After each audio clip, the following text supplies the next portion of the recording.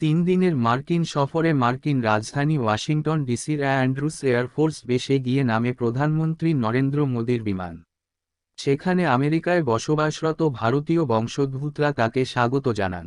এই সফরকালে ভারতীয় বংশোদ্ভূতদের একটি অনুষ্ঠানে অংশ নেবেন মোদী।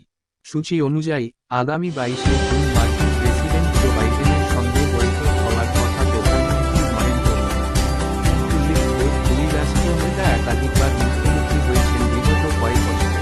তবে এই প্রথম পূর্ণাঙ্গ আলোচনার জন্য দ্বিপাক্ষিক বৈঠকে বসবেন তারা। এই বৈঠকের প্রধান আলোচ্য বিষয় হতে চলেছে প্রতিরক্ষা সরঞ্জাম তৈরি, প্রযুক্তিগত উন্নয়ন এবং বাণিজ্য ক্ষেত্রে দুই দেশের পারস্পরিক সহযোগিতা। এদিকে এই বৈঠকের পর মার্কিন কংগ্রেসের যৌথ অধিবেশনে ভাষণ দেবেন প্রধানমন্ত্রী নরেন্দ্র মোদী। প্রথম ভারতীয় এবং প্রথম এশিয়ান রাষ্ট্রনেতা হিসেবে এই সম্মান পাচ্ছেন মোদী।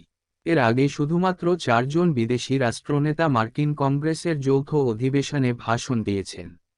উইনস্টন চার্চিল, নেলসন ম্যান্ডেলার পাশাপাশি এবার সেই কৃতিত্ব অর্জন করতে চলেছেন মোদীও। এরপরই বাইডেনের আমন্ত্রণে স্টেট ডিনারে অংশ নেবেন প্রধানমন্ত্রী মোদী। এই স্টেট ডিনার নিয়ে কথা গিয়েই জাপানের কোয়াদ বৈঠকে মোদীর থেকে অটোগ্রাফ চেয়েছিলেন বাইডেন। তিনি জানিয়েছিলেন এই নৈশভোজে অংশ নিতে তার কাছে এত মানুষ আবেদন জানিয়েছেন যে তিনি হিমশিম খাচ্ছেন। এদিকে বাইডেনের আমন্ত্রণ রক্ষার পর ভাইস প্রেসিডেন্ট কমলা হ্যারিসের আমন্ত্রণে পরদিন মধ্যাহ্নভোজে যোগ দেবেন মোদী। এদিকে $3 বিলিয়ন দিয়ে আমেরিকা থেকে 31টি MQ-9B ড্রোন কিনতে চলেছে ভারত। মোদীর মার্কিন সফরের সময়ই এই চুক্তি স্বাক্ষরিত হতে চলেছে। প্রথম দফায় পাওয়া 10টি MQ-9B ড্রোন পাবে ভারত। তবে এই ড্রোনগুলি সশস্ত্র হবে না, যদিও এগুলি অস্ত্র বহনে সক্ষম হবে।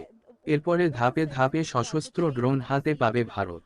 আমেরিকা থেকে 15টি সি গার্ডিয়ান ড্রোন কিনবে এবং 16টি স্কাই গার্ডিয়ান ড্রোন কিনবে ভারত। এই 31টি ড্রোনের মধ্যে নৌসেনাকে দেওয়া হবে 15টি ড্রোন।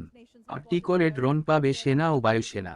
এদিকে আমেরিকা সফর শেষ করে সোজা মিশরে পা রাখবেন প্রধানমন্ত্রী মোদী।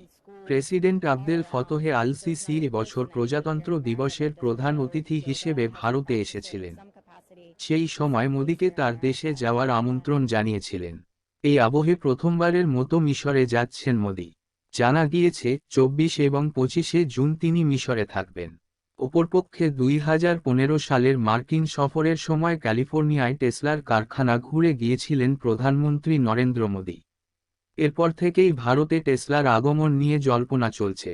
এই আবহে গতকাল নিউ ইয়র্কের হোটেলে ফের মোদীর সঙ্গে মুখোমুখি হন ইলন মাস্ক।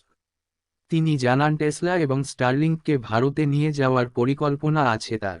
মোদীর সঙ্গে বৈঠকের পর সাংবাদিকদের মুখোমুখি হয়ে মাস্ক বলেন, ভারত সৌরশক্তি বিনিয়োগের জন্য দুর্দান্ত একটা গন্তব্য।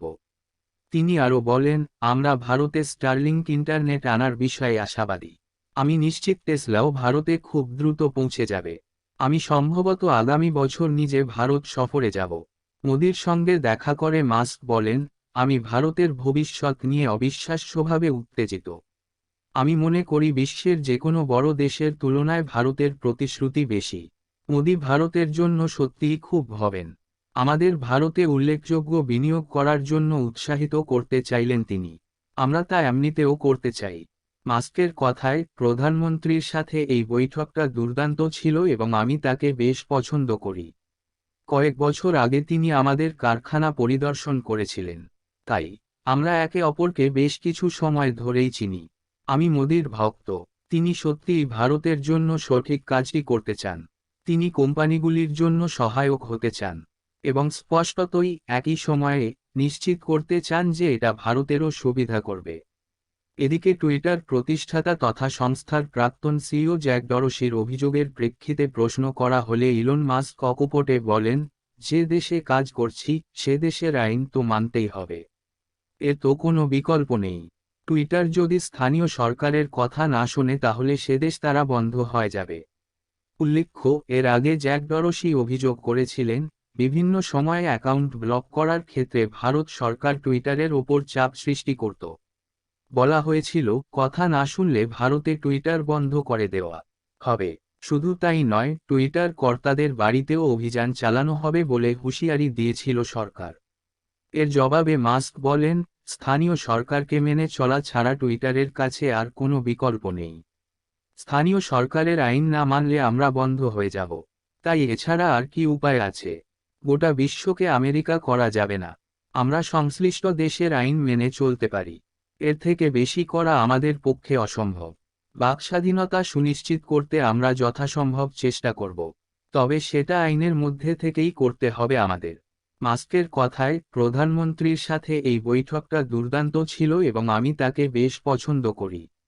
কয়েক বছর আগে তিনি আমাদের কারখানা পরিদর্শন করেছিলেন। তাই আমরা একে অপরকে বেশ কিছু সময় ধরেই চিনি। আমি মোদির ভক্ত। তিনি সত্যিই ভারতের জন্য সঠিক কাজটি করতে চান। তিনি কোম্পানিগুলির জন্য সহায়ক হতে চান এবং স্পষ্টতই একই সময়ে নিশ্চিত করতে চান যে এটা ভারতেরও সুবিধা করবে। মাস্ক দাবি করেন, ভারত সৌর শক্তি বিনিয়োগের জন্য দুর্দান্ত একটা গন্তব্য। তিনি বলেন, আমরা ভারতে স্টারলিংক ইন্টারনেট আনার বিষয়ে আশাবাদী। আমি নিশ্চিত টেসলাও ভারতে খুব দ্রুত পৌঁছে যাবে। আমি সম্ভবত আগামী বছর নিজে ভারত সফরে যাব। তবে এর সুফল ভারত কতটা পাবে এখন সেটাই দেখার। তবে নরেন্দ্র মোদীর ভারত সফরের সঙ্গে চীন বা রাশিয়ার কোনো যোগ নেই। স্পষ্ট জানিয়ে দিল হোয়াইট হাউস। দ্বিপাক্ষিক সম্পর্ককে আরও উন্নত করার লক্ষ্যেই ভারতীয় প্রধানমন্ত্রীর এই মার্কিন সফর। হোয়াইট হাউজের জাতীয় নিরাপত্তা কোঅর্ডিনেটর জন কার্বি এই বিষয়ে বলেন, এই সফরকালে প্রধানমন্ত্রী নরেন্দ্র মোদী বা ভারতকে অন্য কোনো ক্ষেত্রে আলাদাভাবে কাজ করতে বা পদক্ষেপ করতে রাজি করানো হবে না। এই সফরের লক্ষ্য সেটা নয়। এই সফরের সঙ্গে রাশিয়ার কোনো যোগ নেই। আমাদের দুই দেশের দ্বিপাক্ষিক সম্পর্ককে আরও শক্তিশালী করার জন্যই এই সফরে এসেছেন প্রধানমন্ত্রী মোদী। বিগত কয়েক বছরে ভারত আমেরিকার সম্পর্ক বেশ গভীর হয়েছে। এর নেপথ্যে অন্যতম দুটি কারণ হল চীন এবং বাণিজ্য। গত অর্থবর্ষে দুই দেশের মধ্যে বাণিজ্যের পরিমাণ ছিল $191 বিলিয়ন। এদিকে চীনা আগ্রাসন নিয়ে আমেরিকা বরাবরই সরব। এই আবহে এশিয়ায় চীনকে টক্কর দেওয়ার জন্য ভারতের ওপরই বাজি ধরতে চায় আমেরিকা। তবে এই সবের মাঝে ইউক্রেন যুদ্ধের আবহে জটিলতা তৈরি হয়েছিল ভারত মার্কিন সম্পর্কে। দুই দেশের বন্ধুত্বে সেই অর্থে চির না ধরলেও আমেরিকার মনে যে চাপা অসন্তোষ ছিল তা স্পষ্ট। কারণ রাশিয়ার বিরুদ্ধে গিয়ে রাষ্ট্রসংঘে কোনো প্রস্তাবনাতেই ভোট দেয়নি ভারত। যদিও ইউক্রেন যুদ্ধ বন্ধের জন্য বারবার আহ্বান জানিয়েছে দিল্লি। এরই মাঝে অবশ্য রাশিয়া থেকে সস্তায় তেলও কিনে চলেছে ভারত। প্রসঙ্গত, ভারত ঐতিহাসিকভাবে রাশিয়ার ঘনিষ্ঠ এবং এর জন্য অনেক অর্থেই দায়ী আমেরিকা। 1965 সালে আমেরিকার থেকে অস্ত্র কিনতে চেয়েছিল আমেরিকা। তবে ভারতের বদলে পাকিস্তানকে সাহায্য করেছিল আমেরিকা। সেই সময় থেকেই ভারত সোভিয়েত ইউনিয়ন ও পরবর্তীতে রাশিয়ার থেকে অস্ত্র কিনতে শুরু করে। ভারতের বর্তমান অস্ত্রভাণ্ডারে প্রায় 50% রাশিয়া থেকে আমদানি করা। তবে আমেরিকার সঙ্গে বিগত কয়েক বছরে বাণিজ্যিক কারণে সম্পর্ক ভালো হয়েছে ভারতের। সেই সম্পর্ক সামরিক ও কৌশলগত জোটেও পরিণত হয়েছে কিছু ক্ষেত্রে। তবে রাশিয়ার সঙ্গে সম্পর্ক ছিন্ন করেনি ভারত। এই আবহে রাষ্ট্রসংঘে রাশিয়ার বিরুদ্ধে কোনো ভোটাভুটিতেই অংশ নেয়নি ভারত। তবে বারবারই কূটনীতি ও আলোচনার মাধ্যমে সমস্যা সমাধানের পক্ষে সওয়াল করেছে Bharat. In the last 9 years, the sea change that you have seen, the shift, you already I think know what I'm going to ask you. Why is it and what is the X factor, especially the yoga?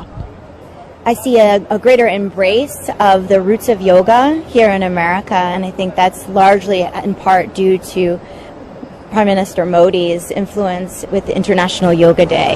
Yeah. But overall, what's the sense that you've got, the change that you've seen on ground? I mean, yoga wasn't that popular if you look back a decade ago in America, and now everybody seems to be talking about it. And it is just not merely a coincidence that you have United Nations headquarters here and where our Prime Minister is going to lead the session tomorrow. Yeah, it's great. I mean, I love that everybody is doing yoga now in schools, all around. There's not a person that you meet here in America that doesn't know yoga, hasn't practiced it in some capacity, in some place here in America. Yeah. Well, I'm actually incredibly excited about the future of India. I think India has more promise than any large country in the world. The takeaways from the meeting. Takeaways from the meeting. He really cares about India because he's pushing us to make significant investments in India, which it is something that we intend to do. And we're just trying to figure out the right timing. In a nutshell, it was a fantastic meeting with the Prime Minister, and I like him quite a lot. He visited our Fremont factory several years ago, and so we've now known each other for a while. So how do you see Prime Minister Modi's leadership role as far as making technology inclusive so that digital infrastructure can be created? I can say he really wants to do the right thing for India. He wants to be open. He wants to be supportive of new companies, and obviously, but at the same time, make sure it accrues to India's advantage, which is, obviously that's the job. I'm saying I am a fan of Modi, so I have to say that. What are your future plans personally? What do you look at as far as investment in India is concerned? Yeah, well, I think there's a tremendous amount of potential for all three pillars of the sustainable energy future. The three pillars being sustainable energy generation through solar and wind primarily, and obviously India is great for solar, and the amount of land area you actually need to generate enough electricity to power India is very small. I believe it'd be probably 1 or 2% of the land area of India. So it's very doable. And then you need to pair that with stationary battery packs because the sun doesn't shine at night. And then you need electric vehicles. And then you have a sustainable energy future. And I think it will, the interesting thing people will find is that this is a lower cost way to go as well. That may surprise people. And we're also hopefully looking forward to bringing Starlink to India as well. The Starlink internet, yeah. Which I think can be incredibly helpful for sort of remote or rural villages where they perhaps either may have no access to internet or the internet is very expensive and slow. Do you plan to visit India anytime soon? But did the Prime Minister extend an invitation to you? He did. Yes, I'm tentatively planning to visit India again next year. I'm looking forward to it.